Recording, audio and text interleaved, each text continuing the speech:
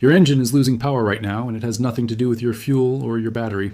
Mechanics know exactly what it is, but most of them will let you pay for a full tune-up before they ever mention it. There's one tiny part under your hood, worth less than $5, that quietly chokes your engine's breathing. Fix it yourself in 15 minutes, and your car can feel like it did the day you bought it.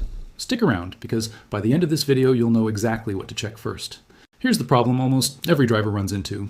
You're driving along, you press the gas, and the car just doesn't respond the way it used to. It feels sluggish, it hesitates, maybe it even jerks a little before it finally picks up speed. So you take it to a shop, and they tell you it needs a new fuel pump, or a transmission flush, or some sensor that costs $300 to replace. You pay it. And a few weeks later, the same sluggish feeling creeps back in. Sound familiar? That's because shops love to chase expensive parts first, because expensive parts mean expensive bills. But in a huge number of cases, the real cause is something so small and so cheap that fixing it barely feels like fixing anything at all. Old school mechanics, the ones who learned on carbureted engines back before computers ran everything, always checked the simple stuff first. Air, fuel, spark. That was the golden rule. Nowadays, with all the sensors and diagnostic codes, that basic checklist gets skipped. Shops plug in a scanner, see a vague code, and jump straight to replacing parts based on guesswork. But your engine is still, at its core, an air pump. It needs to breathe clean air in the right amount to burn fuel properly. When that breathing gets restricted, power drops, fuel economy drops, and the engine starts feeling tired even if every other part is perfectly fine. This got forgotten because it's not profitable to tell you to spend $5 instead of $500. So here's the actual issue. It's your air filter, and more specifically, how clogged it's gotten without you realizing it. A dirty air filter starves your engine of oxygen. Less oxygen means the engine can't burn fuel efficiently, which means less power, more hesitation, and worse mileage.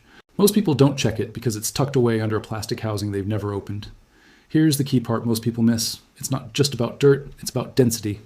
Filters can look not that bad on the surface while being packed with fine dust, deep inside the pleats, which is invisible until you really look. Pull yours out and hold it up to a bright light or the sun. If you can't see light clearly through it, your engine has basically been trying to breathe through a pillow. Fixing this costs almost nothing. A new air filter for most cars runs somewhere between $8 and $25 depending on your model. You don't need a mechanic and you don't need special tools. Pop the hood, find the air filter box, usually a black rectangular case near the front of the engine. Unclip the metal clips or unscrew a couple of screws, lift the lid, and slide the old filter out. Drop the new one in the exact same way it came out. Close the lid, snap the clips back. That's it. 15 minutes, most of it spent finding the box the first time. But don't stop there, because a clogged air filter is often just the beginning. While you're in there, check the intake tubing for cracks or loose clamps, since even a small unmetered air leak throws off the engine's air-to-fuel ratio and causes the same sluggish feeling. Also glance at the throttle body, the round opening right after the air filter box, leading into the engine. Over time, it collects a greasy layer of carbon buildup from recirculated gases.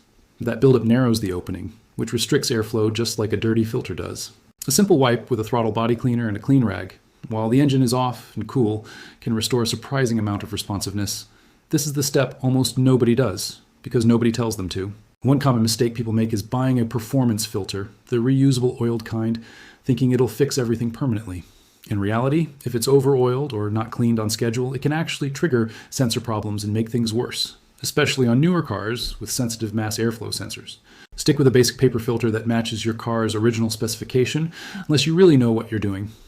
Another mistake is forgetting to check the airbox for debris, leaves, dust, sometimes even small acorns from parked cars near trees.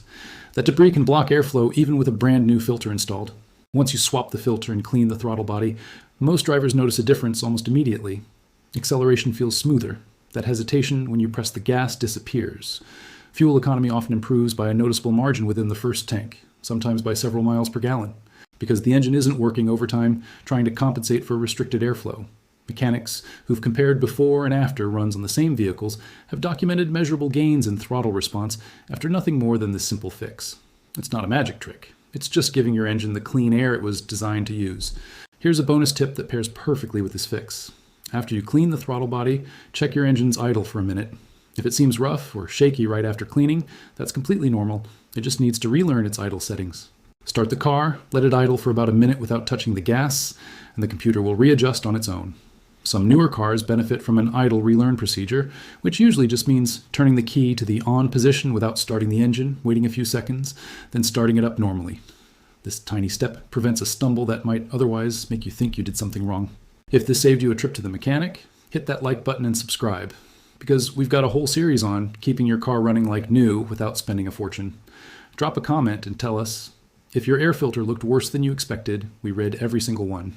Next time, we're exposing the real reason your car's air conditioning stops blowing cold, and it's almost never the refrigerant. Until then, remember, the biggest problems usually hide behind the smallest parts.